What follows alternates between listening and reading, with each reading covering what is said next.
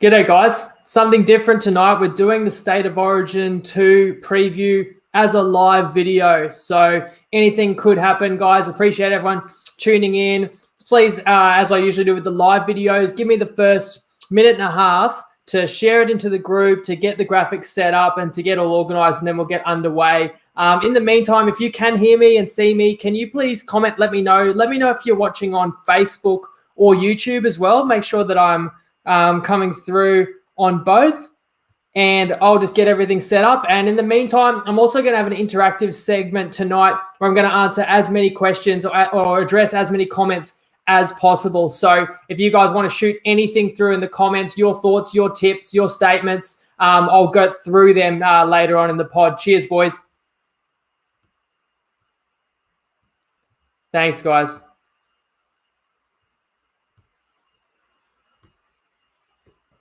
All right, let's share them into the Tripod Facebook group.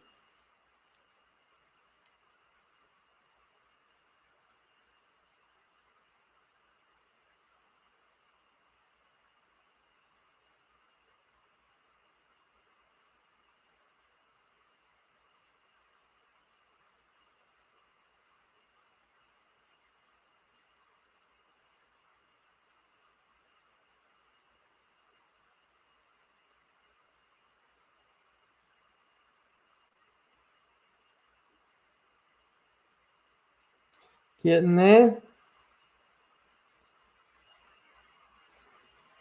All right, I think we're sweet. Cool.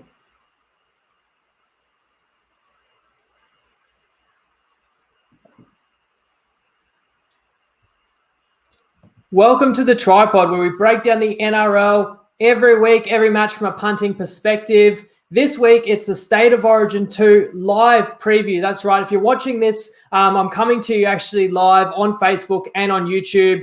It should be clear if it's live. Otherwise, you might be catching this down the track anytime between now and Sunday night is sweet. And, of course, this is also available as audio, as a podcast, if you prefer not to have to look at my mug, guys. I'm going to talk all about the game, obviously what I make of this, historically unprecedented line, this crazy total, what I see being different in game 2 compared to game 1, talk a bit about the strengths and weaknesses of each side. I do have a tip to share. Once again, it's going to be a unique market on Top Sport, kind of similar to what we had for game 1.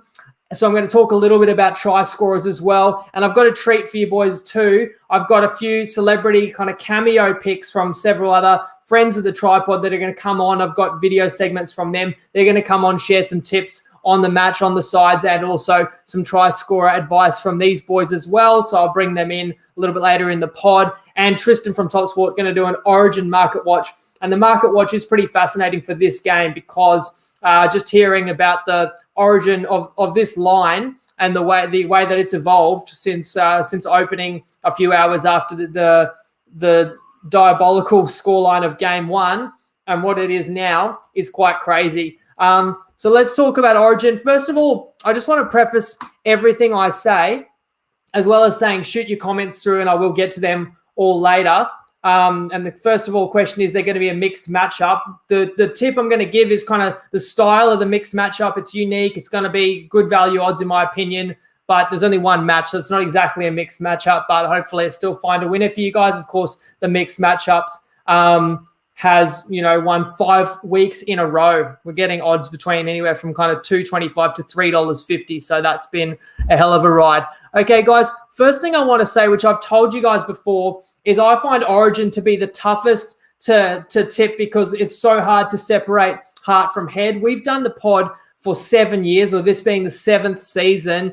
And when Alex and I started the pod, we pretty much had to forsake our team being the Broncos. So we were Broncos fans, but for the good of the pod, we couldn't be previewing the games every single week and saying, well, boys, this is a Broncos game, so we hope our team wins, or no tips on that game because it's our team. We basically kind of had to sacrifice our fandom for that team to be impartial. So as you guys would know, I'm happy to tip against the Broncos any week, and I'm happy to tip on them. I don't feel any bias either way. People might say I am, or if I tip the Broncos with the start and they get flogged, it's because I'm biased, but I really am only hunting for value. With Origin, I still am a passionate Queenslander. So that's the hard part for me, because even if we go back to game one, I really didn't feel good about it at all. And I had a strong lean to New South Wales, and maybe my Queensland bias just kept me off sharing a best bet. But having said that, we have shared best bets on New South Wales in the past. And to some people, that absolutely disgusts them. And that says that, you know, you're not a true Queenslander if you would ever tip against your state. But again, it's kind of like a sacrifice we've made on the pod. If we see value, we tip it. And I can personally tell you guys, my favorite Origin series of all time was 2017, where we tipped a blowout New South Wales win in game one. We got that one right. That was where New South Wales won by over 20 points at Suncorp. But then we tipped Queensland to win game two in New South Wales when everyone had written them off. And of course, that was the Jonathan Thurston late sideline conversion kick, ends up being his final Origin game. And then we tipped Queensland in the decider. I went along and we won. The rest is history. And that was a great series win for Queensland. And that was as sweet as it could get for me, because our tips were on song and my state won. But there's been other times where it's bittersweet. Of course, anything I share with you guys, 100% I'm behind it. I'm seeing it as value. I just want to point that out, because a real challenge of tipping is not betting on what you want to happen, but betting on what you think is value. So that's what I'm always going to try to do. But I just thought I should preface that. Now, if I look at this match, the line is 14.5. The total is 46.5, I believe, depending on where you look. My instinct is this line is too high.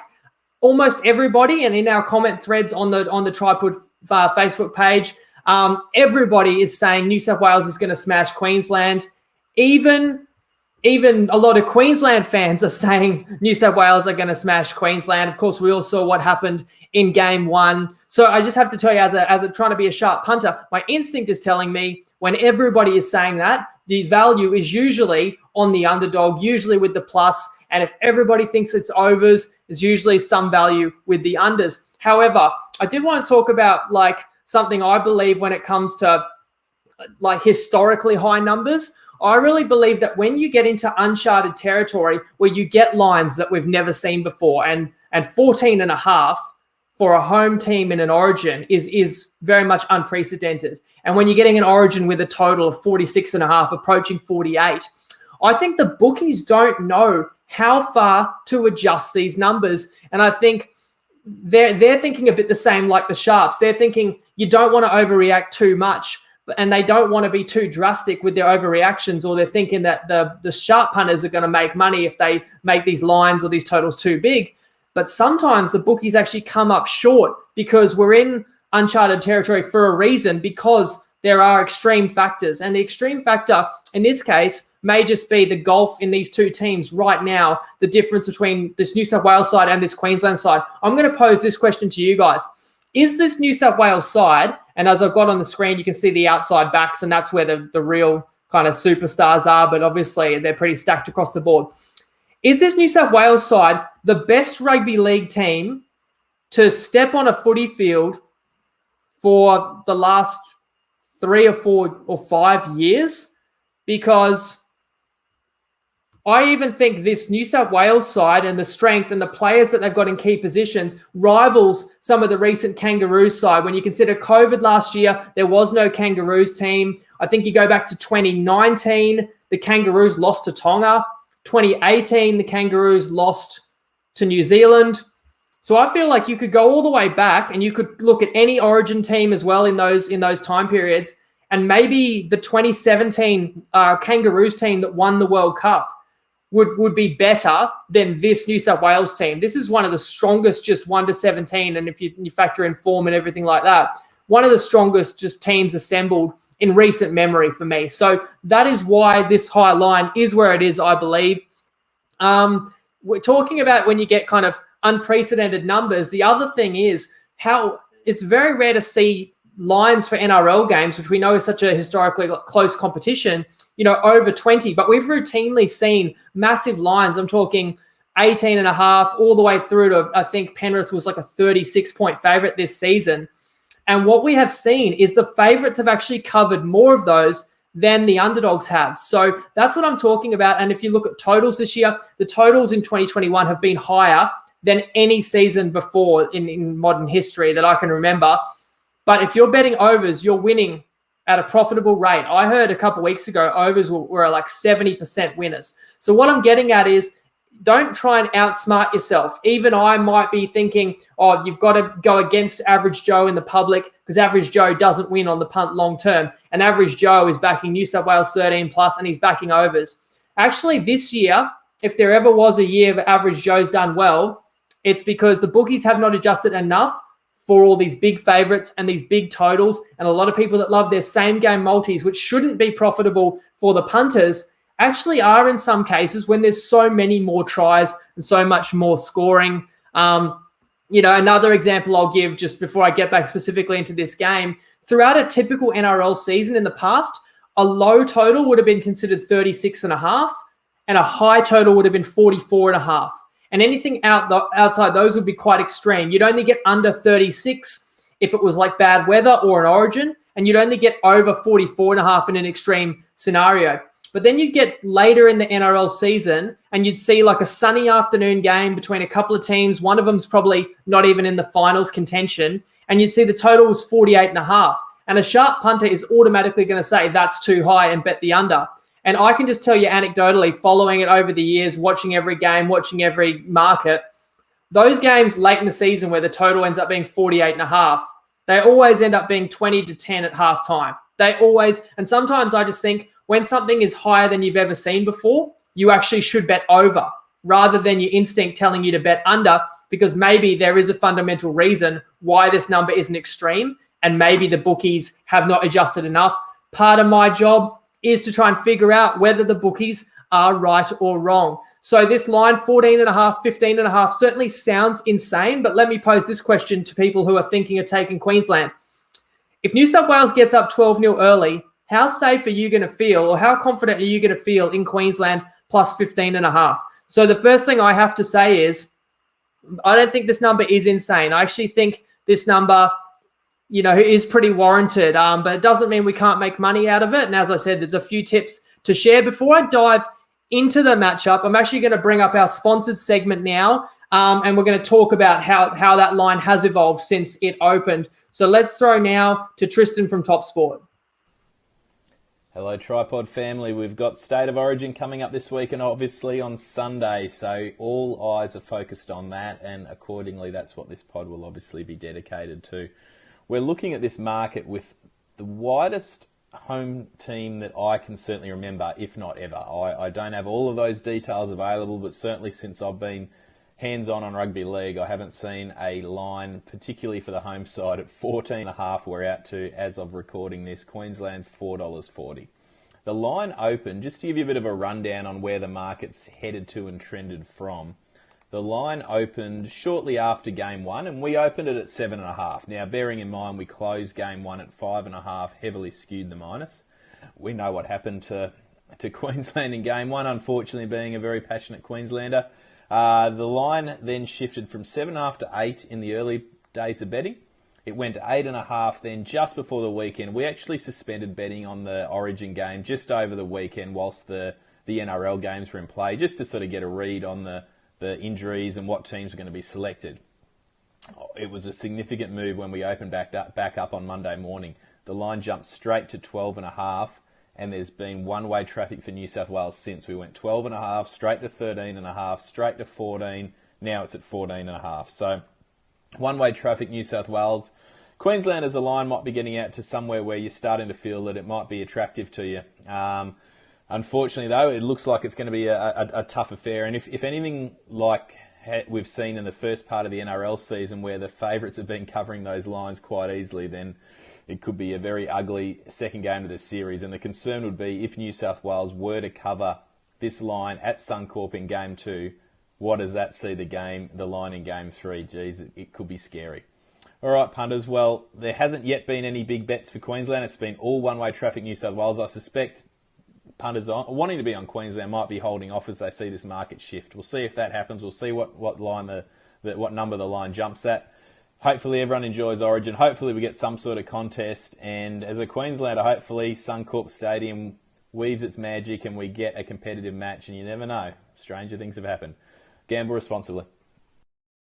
Interesting stuff there from Tristan. So TopSport opened this market -7.5 New South Wales. I actually saw Sportsbet opened 20 minutes after full time of Origin 1 and opened at -5.5. And here we are a week and a half later, and or a couple of weeks later, I suppose, and it's 15.5. Keep the comments coming through, guys, because we'll try and interact with every comment. I'm going to have a dedicated section to share your guys' say on all this. And a few people have commented about what I said about this being one of the strongest rugby league teams in the last 5 years. And I'm not saying this Blues team is better than that Maroon kind of dynasty team, but that's going back, really. That dynasty ended in 2017. I think that was the last Cam Smith took part in the series, and obviously Thurston, Cronk, and Slater. So, New South Wales hasn't done enough to kind of get that sort of status yet.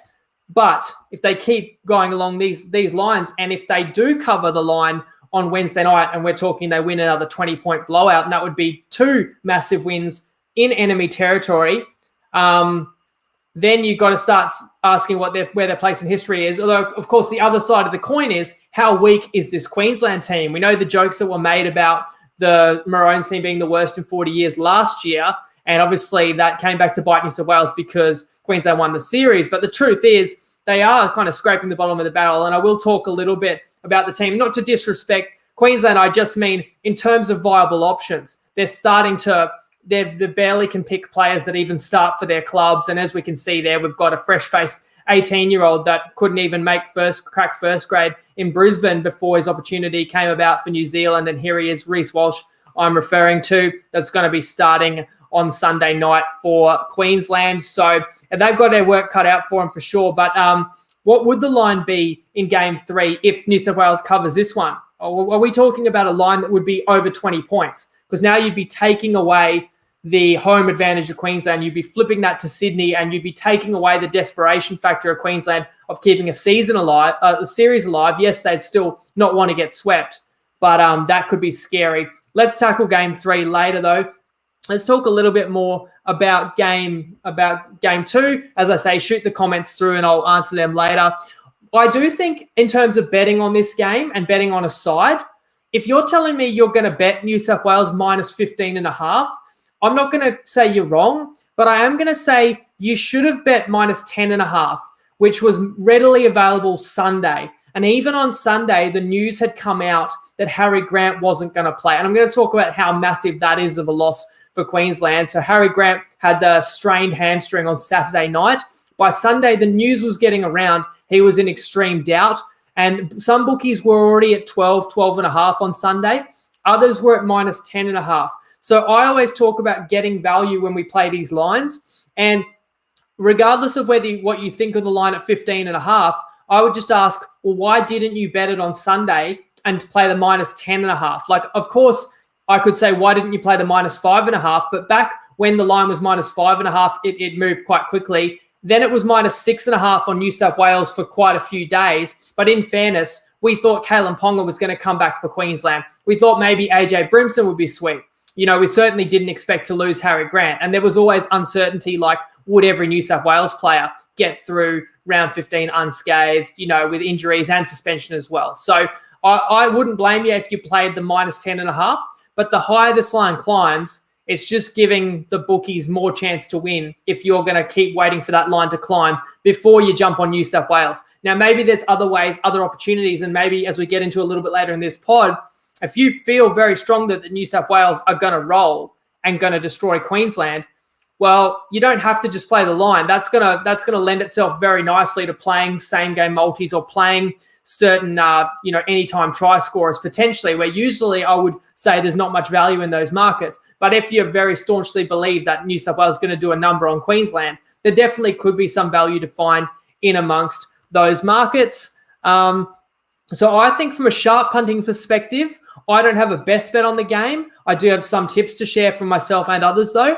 But I do think you've either played New South Wales and hopefully you've gotten a good number on them, or you're waiting to play Queensland. I see no rush in playing Queensland. I saw Liam's comment there before. He's hoping for a 16.5. My bet would be it'll get to 16.5. I wonder if this line would even get to 18. So I think there's no need to rush if you like Queensland. Let that line climb as high as possible. If you like New South Wales, you'd want to be getting at them any way you can. I think I can only see the market kind of going one direction, unless there's a training mishap or an injury. That's the way I see it. All right, why will this game be different than game one?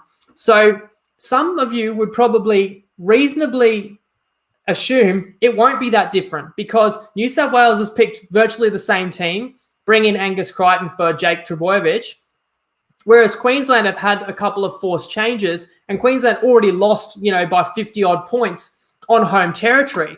So if Queensland were pulled apart as it was, now you've switched Val to the wing. You're hoping that shores up a little bit of the defensive decision-making on the wing, but you're putting an 18-year-old fullback. But really, this game snowballed. And, of course, I don't think that we can say for sure New South Wales is going to come out and win by 40 or 50 points because not every game is going to snowball the nature it did.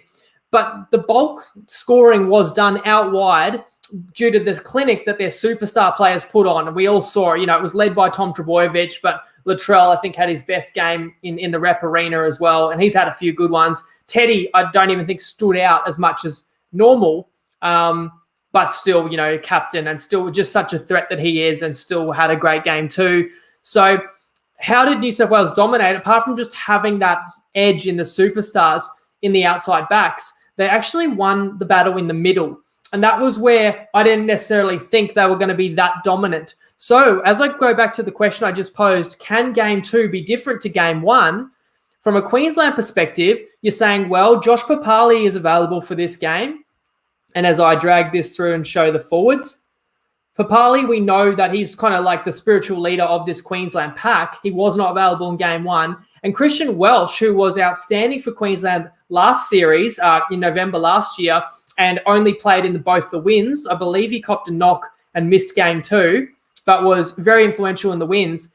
He was out after 10 minutes of game one with a head knock as well. So if you're going to try and be optimistic for Queensland, it begins with trying to win in the middle third of the field. They do have two legit, test level props that maybe can turn the tide, maybe swing back the pendulum. Whether or not Queensland wins the battle, they just at least need to get in an arm wrestle with New South Wales and not get trampled. Because obviously if New South Wales are winning the play the balls and the yardage in the middle of the field, everything's going to snowball off that and Queensland has no chance. So again, I'm not saying this will happen, but I'm looking at where Queensland can change this game.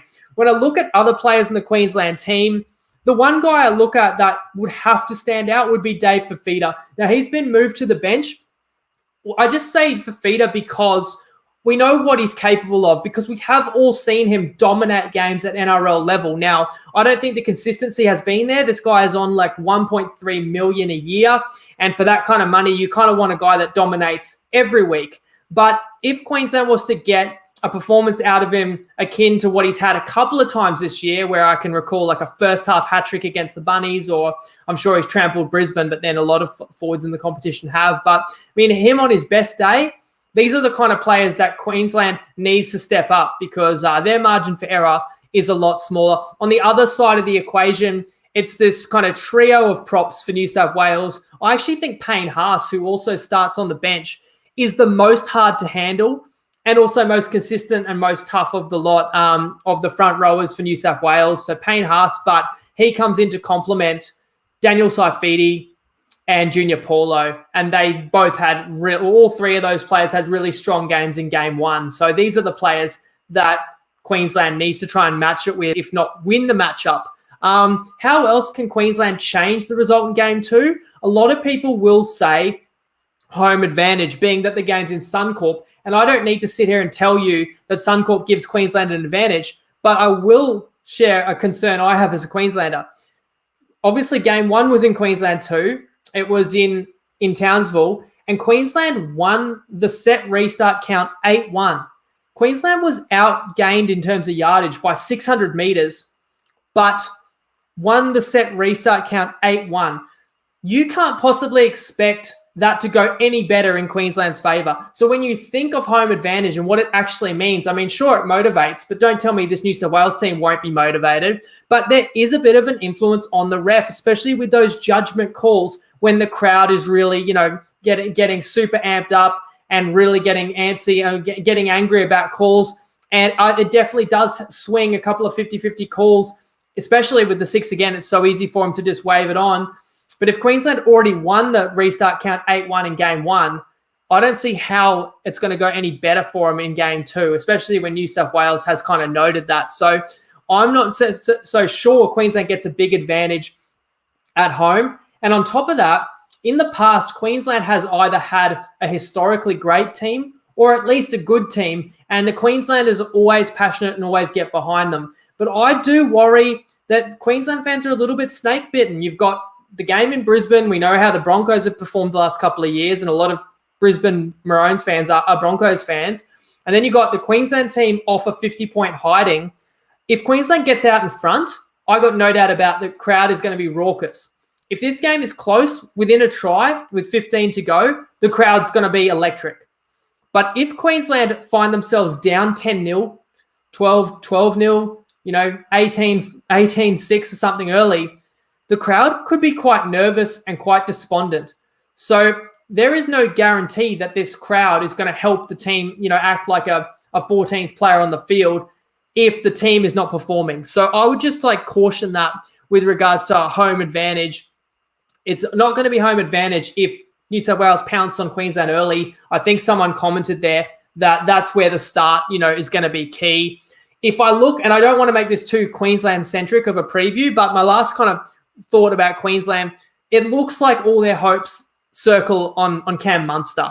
Now, the positive for Queensland is that when he played game 1, he hadn't played footy for 6 weeks. So could you expect him to come into game 2 and be sharper and fitter?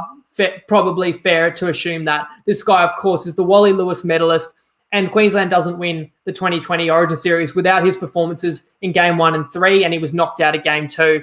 So Cam Munster's a guy who can create 1 or 2 tries out of nothing, whether it be with his running game, his passing game, or his kicking game. The problem is New South Wales clearly knows everything goes through Munster, and New South Wales can absolutely key in on Cam Munster. And this is where the loss of Harry Grant hurts even more, because Harry Grant could have been a focal point for the Queensland attack at times. Now that's a guy that's replaced by McCulloch, who is not somebody that New South Wales fears and is a lot less likely to make kind of game-changing plays and doesn't have that combination already formed with Munster, obviously with Grant and Munster being club teammates. Now, if I'm going to talk about Munster and him being, I think, one of the best 5 players in the game and the kind of guy that can win you a game, I think New South Wales has 3 Munsters. I think, let's scroll back to the outside backs. I really think James Tedesco, Tom Trbojevic, and Nathan Cleary are 3 versions of Munster on the New South Wales side. So in terms of influence on a game. So Queensland has to stop 3 different focal points of the attack, 3 different supernovas, whereas Queensland really has just the one. And even if you do somehow shut down Teddy and Turbo and Cleary, New South Wales has these secondary threats of obviously Jerome Luai, probably the form 5/8 of the competition, Latrell Mitchell, who can, play make for others and for himself, and Damien Cook as well, the Australian hooker. So New South Wales just has so much more they can throw at Queensland. If I look at the X factors, let's talk a little bit about Reece Walsh. I question dropping Xavier Coates because I think on his day, he's the kind of guy that can sky for a bomb, potentially change a game that way. Dynamic athlete, big body, but a lot of people kind of called me out in the group thread saying, well, are you watching Xavier Coates in defense and how soft he is at times and his decision making? And so maybe there's more to it. Why Greeny has decided to retain Felt, move Holmes to the wing, and move Walsh to fullback. Now, I've watched every minute of every game this NRL season. Walsh is exciting as anything. This kid looks to be made for the big stage. He has this genuine exuberance. It reminds me of when Queensland debuted Kalen Ponga about 3 years ago. It's a lot of people said he wasn't ready. He's too young. But sometimes that natural talent, the kids just don't overthink it. You can throw them into the most high pressure cooker situation and the kid's just going to play footy. And I think in terms of attack, it actually is exciting for Queensland, and Walsh could be the kind of person that can make someone miss with his running game, and also has a passing game as well and adds energy to the side. The problem is fullback's job is not just in attack. And another big part of a fullback's job is dealing with high balls. And as we saw in the weekend, Reece Walsh is not the most surefire at diffusing high balls. Now, New South Wales has Nathan Cleary, who's probably got the best kicking game and probably the best bomb in the competition. So I do see that as a massive concern for Queensland. And another underrated part of a fullback's job is defense. And I'm talking about organizing everyone in front of you. And that comes with experience, positional play, having a voice, knowing when to step into the line and be a presence in the line, and literally making try-saving tackles. The best fullbacks in the competition, Teddy's there lining up across from him. Obviously, Turbo is playing center, but maybe the best fullback in the competition right now. RTS, these guys save as many tries as they score.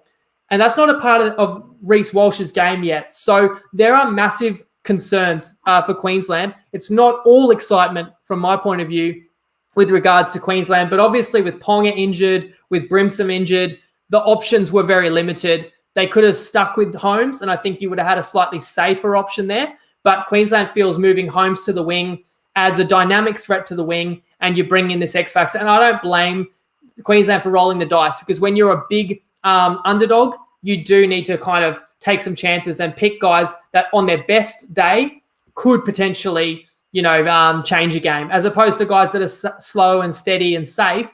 That's not going to help you when you're a 16-point underdog.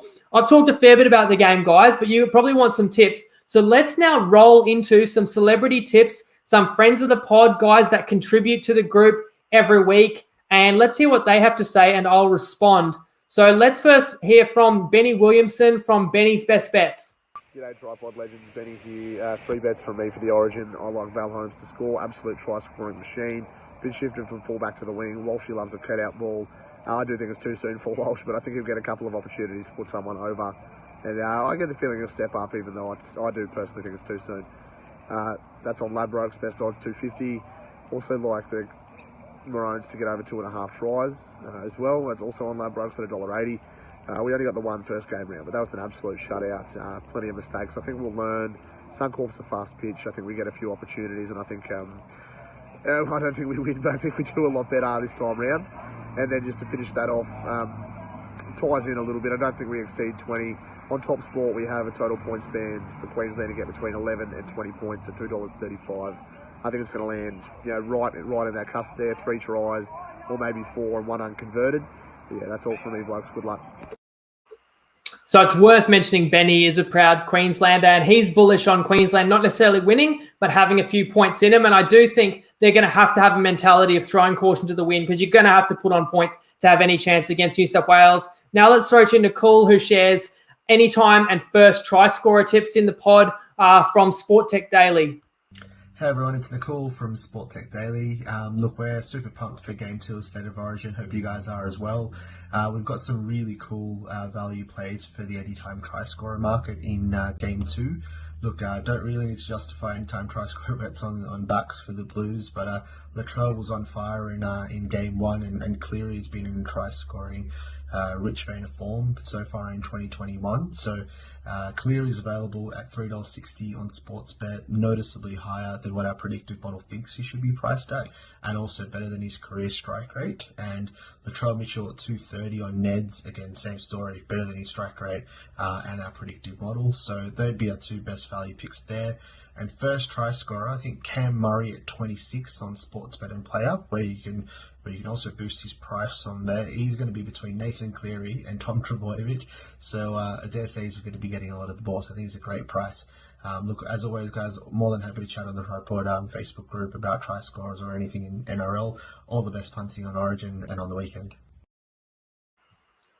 And of course, Cam Murray playing on the edge, whereas usually a club footy, he is in the middle. And finally, let's go to Matty O'Keefe, who also has a pick on the first half of Origin 2. Hey guys, Matt O'Keefe with the best bet for State of Origin Game 2. I'm going to go Queensland plus 7.5 at half time. Game 1, the full game line was New South Wales minus 5.5. I just think 7.5 in game 2 at Suncorp, which is the best home field advantage probably in the NRL. I think it's just too many points and a bit disrespectful to Queensland. They're going to throw the kitchen sink at New South Wales in this game. It's now or never. The first half is I think, when we're going to get the best effort out of them. Best bet, Queensland plus 7.5. It's $1.95 on PointsBet, but you can find it everywhere around $1.90. Good luck. And it is worth mentioning there, thank you, Maddie, and thanks to all the boys who shared tips, and share yours in the comments as well. Maddie is a New South Welshman, so he's trying to find the value there. He's not betting with his heart, he's betting with his head, and he likes Queensland plus 7.5 first half. And my feedback on that tip is I actually would not bet that right away. I think there's absolutely no way in hell this line is going to go down to 10, and this line would need to kind of get, let's say, down 10.5, 11.5 territory for that halftime line to drop below 6. As long as that line doesn't drop below 6, then it's basically fine. It's going to be 6.5 or 7.5 everywhere. But as we've seen, this line for the full game is approaching 16. If it gets to 16.5, you may actually find a plus 8.5 on Queensland. Now, I'm not saying that's my best bet, but I'm certainly saying in terms of executing a play like that, if you want to jump on Queensland in the first half, I reckon just wait a couple more days. Maybe you get a plus 8.5.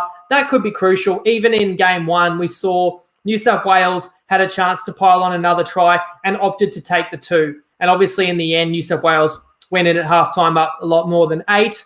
But it's a key number being up 8 as opposed to, obviously, when you've got plus 7.5, you really need it to be within a converted try. But cheers to the boys who gave out those tips. All right, here's mine, and I'll put it up on the screen as well.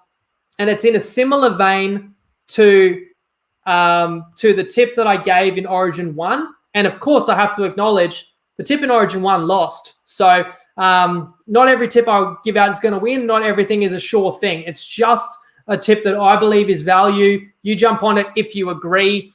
Now, for what it's worth, my tip in game 1, which had 6 players, including all 4 wingers for the match and the 2 starting 5/8s, when you go back and watch that game and you look at all the opportunities, you looked at the way of the amount of points and how open the game was and that New South Wales dominated, I would absolutely bet that bet again. So I think it was a decent bet, but a lot of people are going to say it's a bad bet if it loses. It's only a good bet if it wins. Fair enough. So take this for what it's worth in game 2.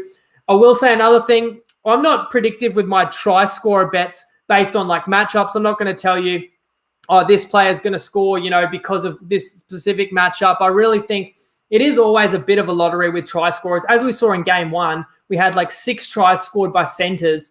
And yet, 6 tries were scored by centers, obviously 3 by Turbo alone, but only 1 winger scored. And, you just go push one more pass and it ends up a winger try instead of a center. So, like, in terms of who it eventually dots down, that there's still an element of kind of luck in that for sure. But what I try and do is first try and assess how I think the game is going to play out. Because if you think a game's going to be high scoring and have a lot of tries, there can be value in any time try scorer, because the more tries there are in a match, the more opportunities your player has to score. If you think a match is going to be low scoring, it doesn't make sense to bet on any time try scorer because there aren't going to be as many opportunities. In the past, Origin has always been historically low scoring. We've looked at these games and these teams' try totals have been like 2.5 tries, and these games have been decided 2 tries to 1 or 2 tries each, or maybe 3 tries to 2. It's still fine to bet a first try scorer because regardless of whether there's 1 try in a match or 10, it's still the same odds relatively between all the players for who's going to score first. But if you think there's going to be a lot of tries in the game, you go anytime try scorer. Now, the total for this one is 46.5, one of the highest Origin totals you've ever seen. So I've looked at that. Why have I picked these players? Adokar, To'o, Trebojevic, Holmes, Gagai. It's not specifically picking these guys to score. It is because I have to kind of generate this market based on what the odds are on TopSport. And TopSport has particularly good anytime try scorer odds for the outside backs. So clearly I can't go past the 2 New South Wales wingers. To'o got a double last game. Adokar didn't score when Storm scored 66, didn't score when New South Wales scored 50. I do feel he'll find a way to cross in this game. I'm not going to leave out Trebojevic. He might feel square, but this guy has a Superman cape on at the moment, so I'm going to take Trebojevic. And then for Queensland, Holmes moving to the wing. along the lines that other people are saying as well, that Queensland's going to need to throw it around. Queensland's got no chance of kind of keeping this New South Wales side totally under wraps. So they're going to have to put up points, and Gagai, always not a stranger to the stripe as well. So the bet is that 3 or more of these 5 will score. It's harder than last time. The bet I gave out, we just needed 3 tries combined for the group. This one, we need 3 of these guys to score, but we're getting $3 odds. So figure out for yourself, or have a look. If you believe that 3 or more of these will score, it's probably good value at $3. In fact, I can assure you, based on the current odds of each of these players, getting this bet at $3 is good value. It's basically no margin in it. And my estimate, doing a simulation, has got this happening over 1/3 of the time. So it's simple enough for me. It's a good fun bet that you can jump on and get $3 odds. You can have up to $100 on it. And I think I mentioned before, we've gone absolutely gangbusters with the mixed matchups, which Top Sport also put on for us. Final word on the game. Can Queensland win? Let's keep the comments coming through as always, guys. Appreciate it. But can Queensland win? Yes, but so many things would have to go right for Queensland. So I don't want this pod to be fully Queensland-centric, but let's talk about how Queensland could win. They'd have to win the battle in the middle. Is that possible? It is, but you look at guys like Papali, he's not playing his best footy in 2021, but we would need like some whale performances from the middle forwards, obviously including Tino there as well, to get over the top of the big boppers for New South Wales. The other thing is, when you're a big underdog, how do you win a game and how do you upset the opponent with such a big line? You need to take your chances. So there's no way Queensland's going to create more chances than New South Wales, but the ones they do create, they need to take. And I'm talking about, is there, a grubber into the in goal and you're diving and it's fingertips in it.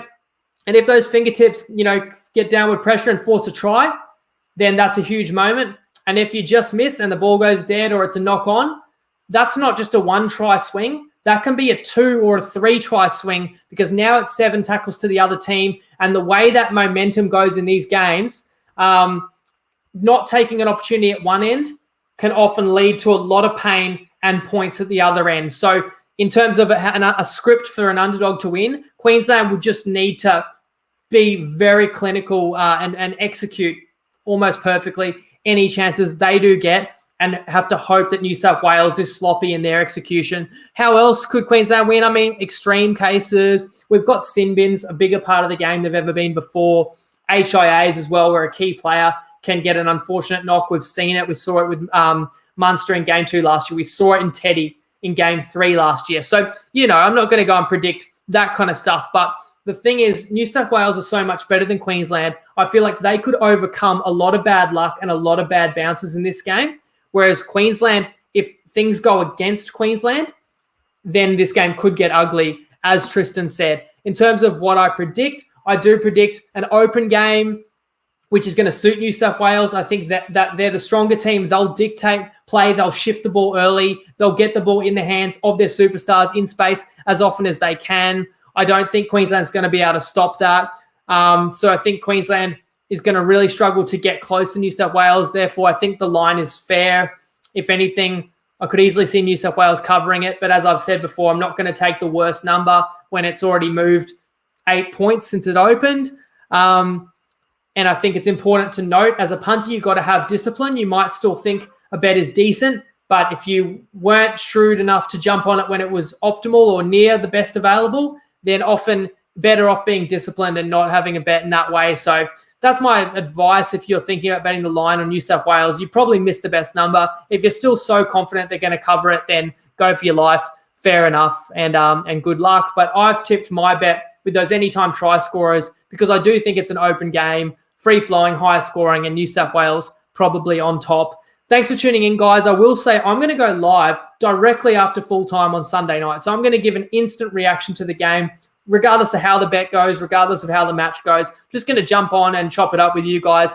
And that will give you guys a little debrief, whether you watch it Sunday night after the game or on your come down or Monday morning during breakfast or on your way to work, because everyone's going to be talking Origin on Monday, of course. But enjoy the game, guys. Cheers for tuning in. Of course, just monitor the Tripod page and the Tripod group. For other people's tips, we're going to have a thread going. Plenty of people will be sharing their different same-game multis, their different tips and their write-ups. So there's going to be plenty of content for Origin as well to get around and contribute yourself. But thanks for tuning in, guys. I'll leave it there. As always, as well as enjoying the game, please gamble responsibly. Lego.